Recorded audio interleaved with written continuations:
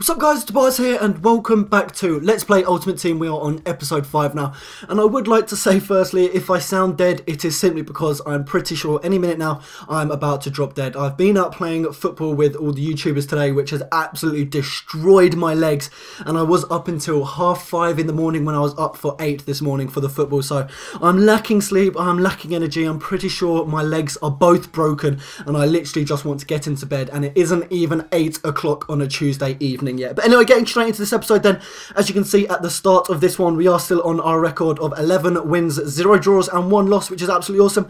And we did actually go and invest in a right back, and you guys had all been voting in the last episode to go and pick up Konko to be our right back in this squad. So I did manage to pick him up for 1,000 coins, which again, I've included Konko in so many squad builders now, and his inform is twice, if not 10 times as good as his standard card. He is an absolute animal. But when I did start this game, it just felt really weird. As you can see here, I did have to go into camera settings, and I've never done that on FIFA 13 so far, I don't think, but I don't know, something just felt really weird. And as you saw there, I did go behind from conceding a goal from Ashley Young quite early on in the game, but I did bounce back then with Muriel, so that camera change did actually change things slightly, but that draw didn't actually last too long, as he did manage to pick up another goal with Johnson. I mean, this was my first game on this account for in quite a few days, so I was absolutely crumbling at the knees, I was absolutely falling apart, and I was conceding goals left, back and centre, which was really poor on my behalf. But Maggio there then did actually pick up the equaliser for the 2-2 in the 24th minute, which was a really jammy goal. It did come off the post and hit the back of the goalkeeper and did find its way into the back of the net. And again, the exact same for the lead there for the 3-2. The exact same again hit with Maggio. It came off the post.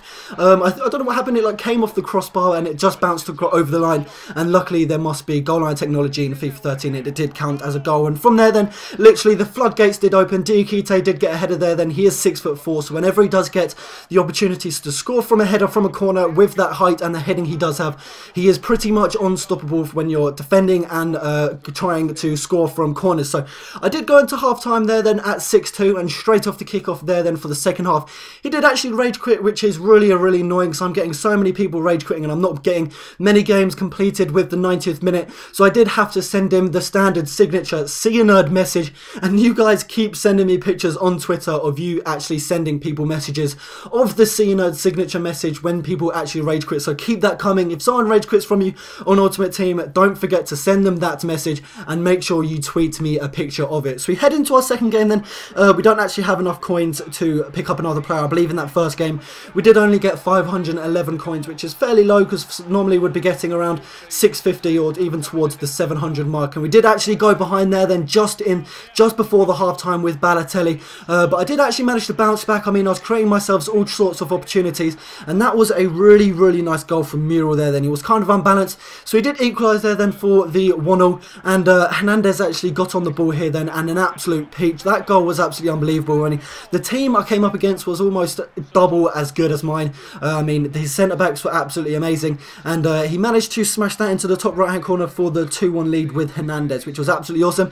And he did actually go for the super sub here, and he did bring on Benzema, and he absolutely shat all over my defence. I couldn't contain him whatsoever, and as soon as he came on, I believe this was like 2 minutes after he'd just been subbed into the game, he did manage to equalise with the 2-2 in the 85th minute, which was absolutely pissing. I was absolutely raging at this game.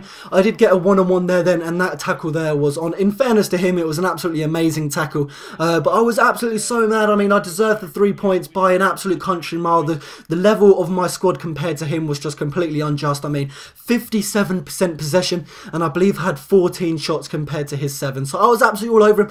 But unfortunately we only left that game with a 1 points. That is our first draw of the series, so we are on that 12 wins, 1 draw and 1 loss. And again, I did have to go and complete our gold team here. I did have to buy a left back. That is the final player we are needing for this squad, and you guys all did say to buy Nagatomo, and again, he is a really quick left back. You guys know from my squad builders and previous episodes that I do love my pace at my left back and my right back, so it was a brilliant suggestion from you guys.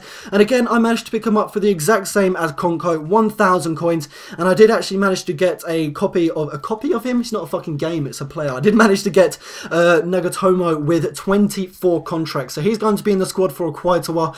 But we did head into our third and final game for this episode, and again, as we are moving in through the divisions, I mean, we're in Division 3 now, and we are coming up against teams that are really good.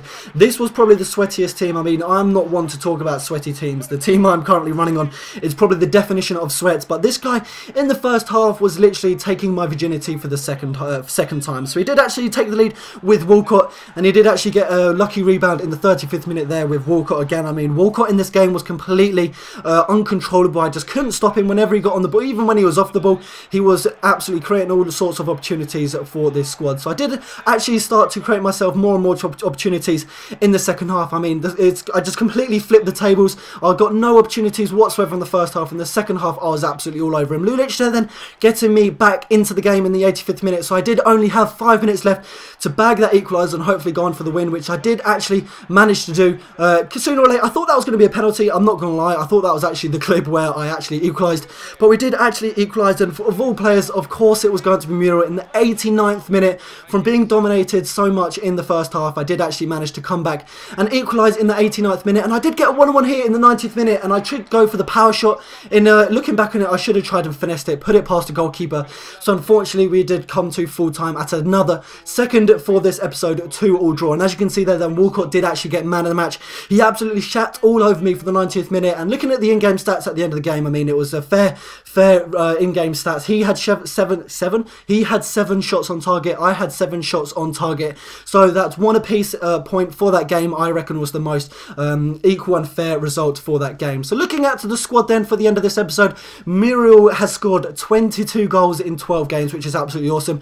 We do have Hernandez rocking that 5 goals in 8 games, which is absolutely awesome as well. And considering he's a centre attacking mid, we do have Di Natale rocking that 12 goals within the 15 games he has played for this squad. So that is all for this episode. I hope you did enjoy it. If you did, please do leave a like. And if we could hit 500 likes, that would be absolutely awesome. So thank you ever so much if we do. And as a reward, if we do smash 500 likes, I will upload 2 episodes of Let's Play Ultimate Team tomorrow on Wednesday. Please do let me know in the comment section below who you would like me to put in the subs bench, as that is what we are going to be working on next. And until my next video, I'll be speaking to you guys later. Take care.